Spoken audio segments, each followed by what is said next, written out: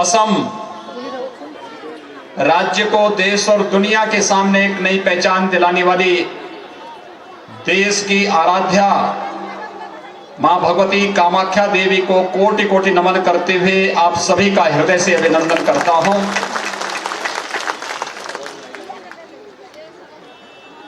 महाबाहु ब्रह्मपुत्र को भी मैं नमन करता हूं। भारत की लाल नदी के रूप में विख्यात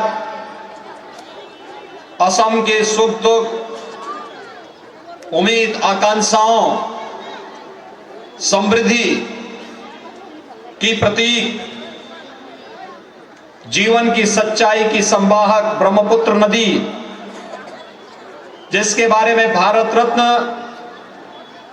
भूपेन हजारिका ने अपने एक प्रसिद्ध गीत में गाया कि महाबाहु ब्रह्मपुत्र महामिलनोर तीर्थ, यह ब्रह्मपुत्र और इसके तट के लोगों के महामिलन का तीर्थ है असम।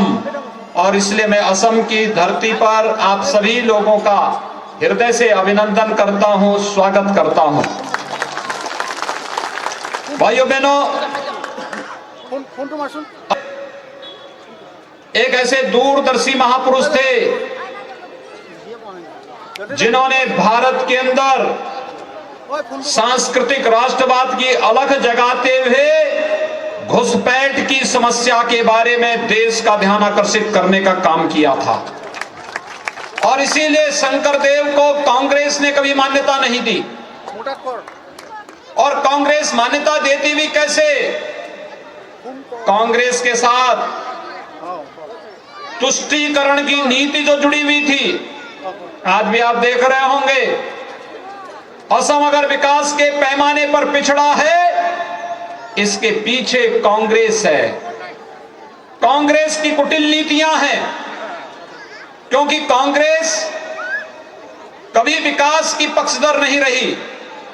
एन केन प्रकारेण सत्ता प्राप्त हो जाए और उसके बाद वह सत्ता हत्या करके देश के अंदर उग्रवाद, अलगाववाद और आतंकवाद को प्रश्रय दे, यही तो कांग्रेस ने किया था, यही तो कांग्रेस करती रही। और यही कारण है आज भी कांग्रेस का सहयोगी कौन है? ये यूडीएफ जैसा दल है जिसका असम के अंदर घुसपैठ कराने के लिए जिसका नाम हमेशा कुख्यात रहा है, जिसने घुसपैठ का समर्थन किया है। कांग्रेस उसके साथ मिलकर के एक महाजोथ बना करके चुनाव को प्रभावित करने का कुत्सित प्रयास कर रही है। और इसीलिए असम का विधानसभा का ये चुनाव सभ्यता, संस्कृति और असम की अस्मिता को बचाने का एक महाचुनाव है। और इस महाचुनाव में आप सबका आह्वान करने के लिए मैं आज आपके बीच में यहां पर उपस्थित हुआ हूं। अकल भाई, अकल मोर हेवा ग्रहण करीबो लोगोते आगंतुक रगोली बिहुर वो लोग ग्रहण करीबो। मंच पर उपस्थित भारतीय जनता पार्टी के राष्ट्रीय महामंत्री और लोकप्रिय सांसद माननीय श्री दिलीप सेकिया जी, उत्तर प्रदेश शासन में मेरे वरिष्ठ सहयोगी जल शक्ति मंत्री और पूर्व में असम के प्रभारी के रूप में जिन्होंने बहुत शानदार काम किया, डॉक्टर महेंद्र सिंह जी, भारतीय जनता पार्टी दिल्ली के कार्यालय मंत्री श्री आरपी सिंह जी, कलाई गांव विधानसभा क्षेत्र से भारतीय जनता पार्टी के लोकप्रिय प्रत्याशी श्रीमान मधुराम डेका जी, प्रत्याशी मंगलदोई से गुरु ज्योति दास जी, पानेरी से विश्वजीत दोमारी जी, जिलाध्यक्ष कार्तिक बोरो जी, आज के इस कार्यक्रम में उपस्थित भारतीय जनता पार्टी के सभी पदाधिकारीगण, दुनिया के सामने एक मिसाल प्रस्तुत किया है। आज कोरोना के खिलाफ भारत की लड़ाई कोरोना प्रबंधन के क्षेत्र में दुनिया के लिए एक मिसाल बनती जा रही है। हम लोग प्रधानमंत्री मोदी जी का अभिनंदन करते हैं, जिनके यशस्वी नेतृत्व में कोरोना के खिलाफ भारत अपनी लड़ाई को सफलतापूर्वक आगे बढ़ा रहा है। और आज हर नागरिक को वैक्सीन देने के लिए भी भारत ने 2 स्वदेशी वैक्सीन विकसित की है। भाइयों बहनों, ये भारत की वो लड़ाई है जो नए भारत को दुनिया के सामने प्रस्तुत कर रहा है। और आज इसीलिए अमेरिका के राष्ट्रपति बाइडेन भी प्रधानमंत्री मोदी जी का अभिनंदन करते हैं कि कोरोना प्रबंधन के लिए और वैक्सीन को लॉन्च करके प्रधानमंत्री मोदी जी ने भारत की ताकत को बोडोफा उपेंद्र नाथ ब्रह्म को श्रद्धांजलि अर्पित करता हूं, जिन्होंने 1990 के दशक के पूर्व अपनी दूरदर्शिता के कारण इस क्षेत्र में यहां के छात्रों को अखिल बोडो छात्र संघ के अध्यक्ष को के रूप में नेतृत्व प्रदान करते हुए यहां के लोगों को एक दृष्टि दी थी, एक नेतृत्व देने का काम किया था। लेकिन भाइयों बहनों, कैसे कांग्रेस की तुष्टीकरण की नीति का भेंट चढ़ा था बोडो आंदोलन, और कैसे इस क्षेत्र में उग्रवाद और अलगाववाद को भड़काने का कार्य कांग्रेस के नेतृत्व की सरकार ने अपने समय में किया था, यह आज किसी से छुपा हुआ नहीं है। और इसीलिए जब भारतीय जनता पार्टी नेतृत्व की सरकार ने प्रधानमंत्री मोदी जी के नेतृत्व में, उनके मार्गदर्शन में असम के अंदर सबका साथ सबके विकास की नीति के अंतर्गत यहां के प्रत्येक तबके के लोगों को सम्मान देना प्रारंभ किया, उनसे संवाद बनाना प्रारंभ किया, विकास की प्रक्रिया को एक एक नागरिक के साथ जोड़ने का कार्य प्रारंभ किया। आज उसके बेहद अच्छे परिणाम हमें असम के अंदर देखने को मिल रहे हैं। भाइयों बहनों, विगत 5 वर्ष के अंदर सर्बानंद सोनोवाल के नेतृत्व में असम के अंदर हर गरीब को मकान देने का कार्य हुआ, गरीब को बिजली के कनेक्शन देने के कार्य प्रारंभ हुए। असम के अंदर यहां के विकास के बारे में highway, railway, airport, AIIMS, medical colleges की श्रृंखला, कॉलेजेस के निर्माण की प्रक्रिया को तेजी से आगे बढ़ाने, इंफ्रास्ट्रक्चर डेवलपमेंट के लिए जो कार्यक्रम आगे बढ़े हैं, आज उसके परिणाम हम सबके सामने हैं और समग्र विकास के कार्य आगे बढ़ रहे हैं।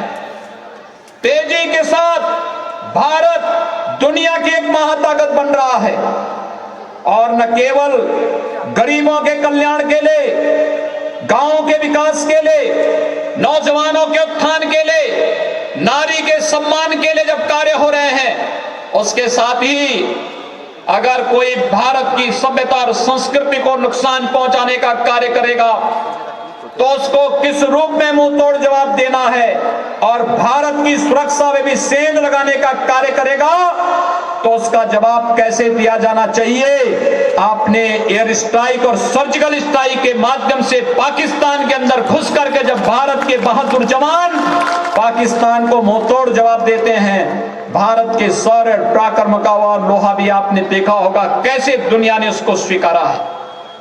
आज भारत एक नए भारत के रूप में सबके सामने आया है।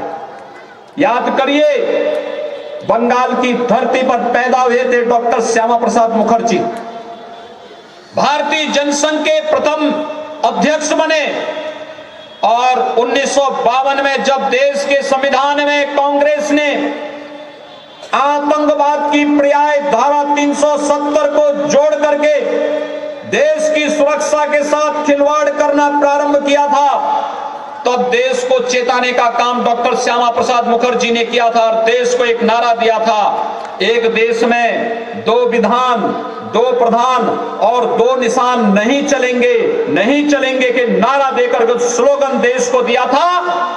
उस स्लोगन को साकार करने का कार्य किसी ने किया है, प्रधानमंत्री मोदी जी ने किया है, गृह मंत्री अमित शाह जी ने किया है। मैं इन दोनों महापुरुषों का अभिनंदन करता हूं और आज इन दोनों महापुरुषों के कारण कश्मीर से धारा 370 समाप्त हो गई है। भाइयों बहनों, कश्मीर से धारा 370 का समाप्त होने का मतलब, अगर कलाई गांव के नौजवान भी चाहेंगे तो जम्मू कश्मीर के अंदर जमीन खरीद करके वहां पर रह सकता है।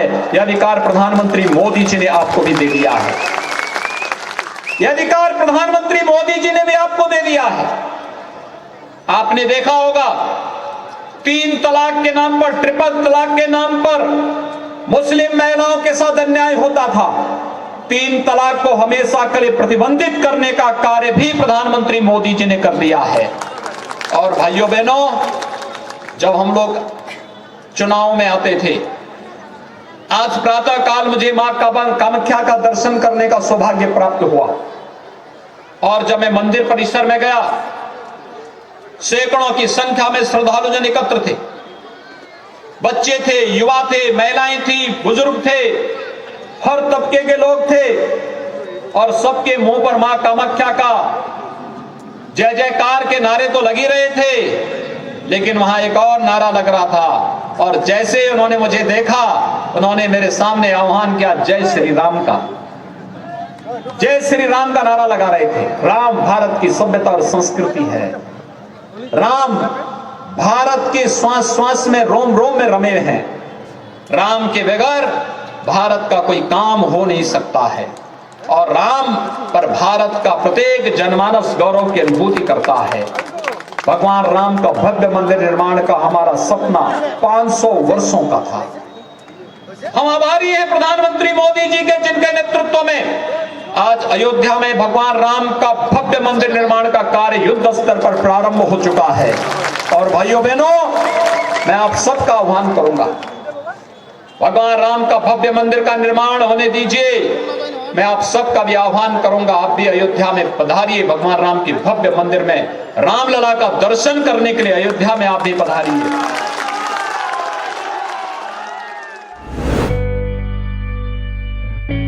আপুনি আপোনাৰ ঘৰৰ চৌহদৰ লগতে আপোন ঘৰখন ফল ফুলেৰে জাতিষ্কাৰ কৰিব বিচাৰিছে নেকি? তেন্তে আহক মহানগৰীৰ সমীপৱৰ্তী ক্ষেত্ৰীস্থিত ডেফোডিল নাৰ্চাৰীলৈ,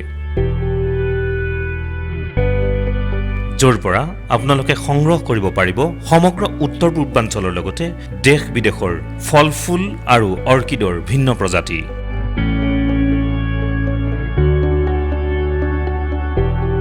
আহক ক্ষেত্ৰীৰ ডেফোডিল নাৰ্চাৰীলৈ আৰু প্ৰকৃতিৰ আবেষ্টনীৰে সজাওক আপোন ঘৰখন।